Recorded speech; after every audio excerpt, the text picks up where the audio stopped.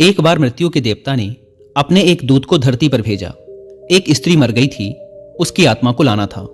देवदूत आया, लेकिन वह वहां की स्थिति को देखकर दुविधा में पड़ गया। उसने देखा कि 3 छोटी छोटी बच्चियां उस स्त्री की लाश के पास पड़ी हुई हैं। एक अभी भी उस मृत स्त्री के स्तन से लगी हुई है, दूसरी बिलख बिलख कर रो रही है और तीसरी रोते रोते सो गई है। उसके आंसू उसकी आंखों के पास ही सूख गए हैं। 3 छोटी जुड़वा बच्चियां, मां मर चुकी है, परिवार में और कोई है नहीं, पिता पहले ही मर चुका है। इनका क्या होगा, कौन इन्हें संभालेगा? यह सोचकर देवदूत को बहुत दुख हुआ। इसीलिए वह खाली हाथ ही वापस लौट गया और अपने प्रधान से जाकर बोला, मैं उस स्त्री की आत्मा को ना ला सका, मुझे क्षमा करें, लेकिन आपको इस स्थिति का ज्ञान नहीं है। मेरी जगह आप होते तो शायद आप भी यही करते। उस स्त्री की 3 छोटी छोटी जुड़वा बच्चियां हैं, एक अभी भी उसके स्तन से लगी हुई है, दूसरी रोते रोते सो गई है और तीसरी चीख चीख कर रो रही है। परिवार में उन्हें संभालने वाला और कोई नहीं है। ऐसी स्थिति को देखकर मेरा दिल उस स्त्री को ना ला सका। क्या ऐसा नहीं हो सकता कि उस स्त्री को कुछ समय और दे दिया जाए ताकि बच्चियां थोड़ी और बड़ी हो जाएं?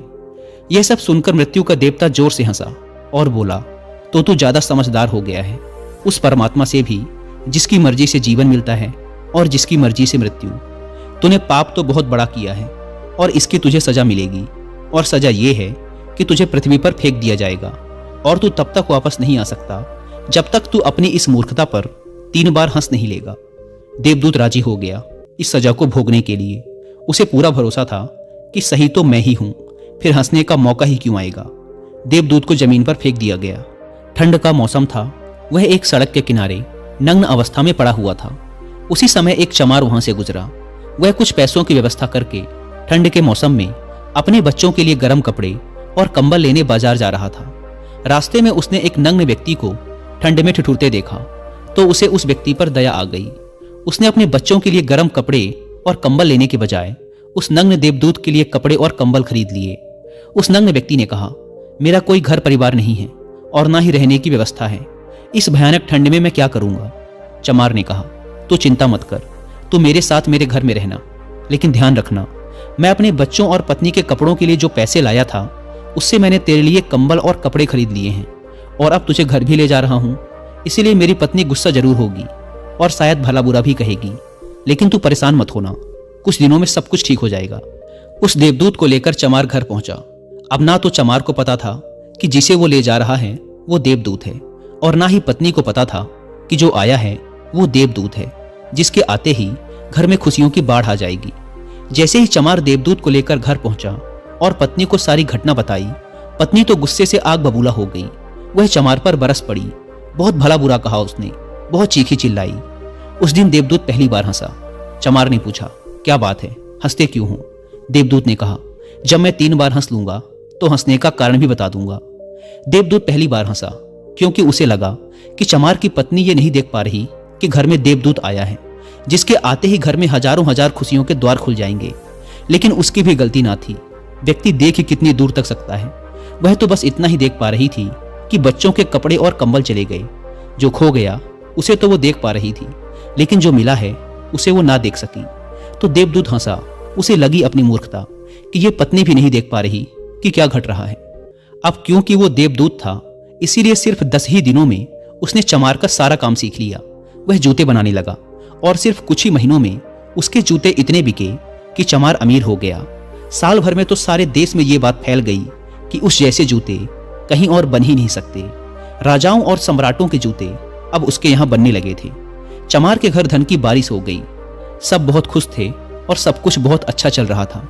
एक दिन सम्राट का एक आदमी आया और बोला, ये चमड़ा बड़ा कीमती है, आसानी से मिलता नहीं, कोई गलती नहीं होनी चाहिए। सम्राट के लिए जूते बनाने हैं और ठीक इस तरह के बनाने हैं। ध्यान रखना, जूते ही बनाने हैं, चप्पल नहीं। उस राज्य में ऐसी प्रथा थी कि जब कोई व्यक्ति मर जाता था तो उसे चमड़े की चप्पल पहनाकर चिता पर लिटाया जाता था। चमार ने भी देवदूत से कहा कि चप्पल मत बना देना, जूते ही बनाना।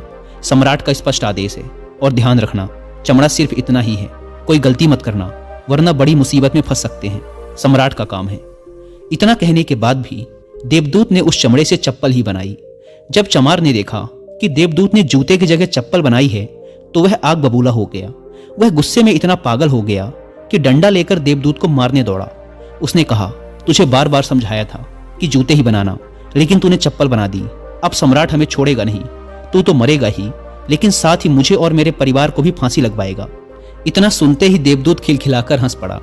उसी समय पीछे से दौड़ता हाँफता सम्राट का आदमी आया और बोला, जूते मत बनाना, चप्पल ही बनाना, क्योंकि सम्राट की मौत हो गई है। इतना सुनते ही चमार के हाथ से डंडा छूटकर नीचे गिर पड़ा। उसने देवदूत के पैर पकड़ लिए और कहा, मुझे माफ कर दो, मैंने तुझे मारा, मुझसे बहुत बड़ी भूल हो गई। देवदूत ने कहा, कोई बात नहीं, मैं अपनी सजा भुगत रहा हूं। चमार ने कहा, कौन सी सजा, और तुम हंस क्यों रहे हो? देवदूत ने कहा, जब 3 बार हंस लूंगा तो सब कुछ बता दूंगा। भविष्य अज्ञात है और सिवाय उस परमात्मा के किसी को नहीं पता कि आगे क्या होगा, और इंसान तो वैसे भी अपने अतीत के अनुभवों के अनुसार निर्णय लेता है। सम्राट जिंदा था तो जूते चाहिए थे, और मर गया तो चप्पल। देवदूत दोबारा हंसा, यह सोचकर कि भविष्य हमें ज्ञात नहीं और हम आकांक्षाएं करते रहते हैं, अनुमान लगाते हैं, जो कि पूरी तरह व्यर्थ है। हम इच्छा करते हैं कि यह घटेगा, लेकिन वो कभी नहीं घटता, क्योंकि कुछ और ही घटना तय है। हमारी नीति बिना हमसे पूछे चलती है, लेकिन हम बेवजह हो हल्ला मचाए रहते हैं। चाहिए चप्पल, लेकिन जूते बनवाते हैं।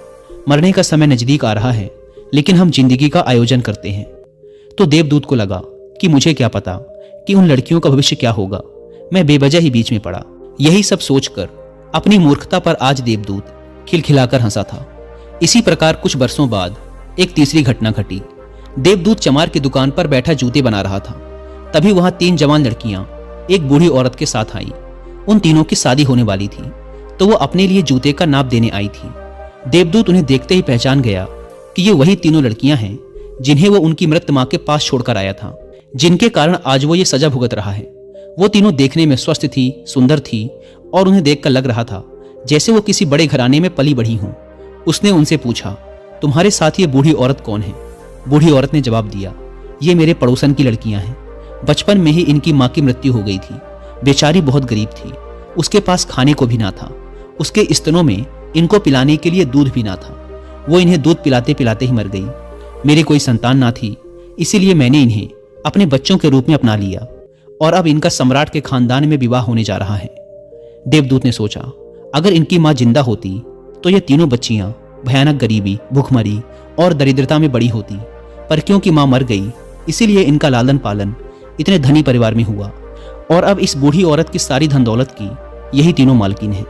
उस दिन देवदूत अपनी मूर्खता पर तीसरी बार हंसा।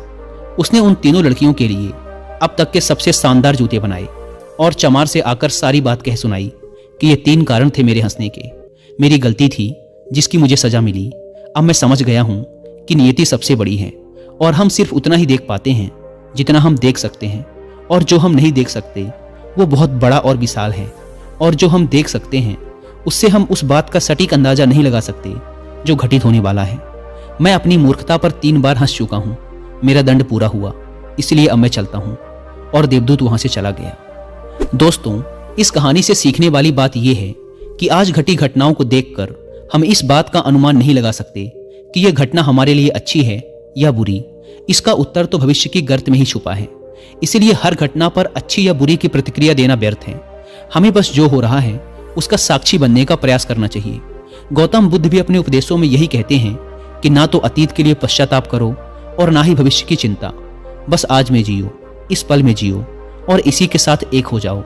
बस यही एकमात्र तरीका है खुद को उन सभी चिंताओं से मुक्त रखने का जिनका परिणाम तुम्हारे बस में है ही नहीं।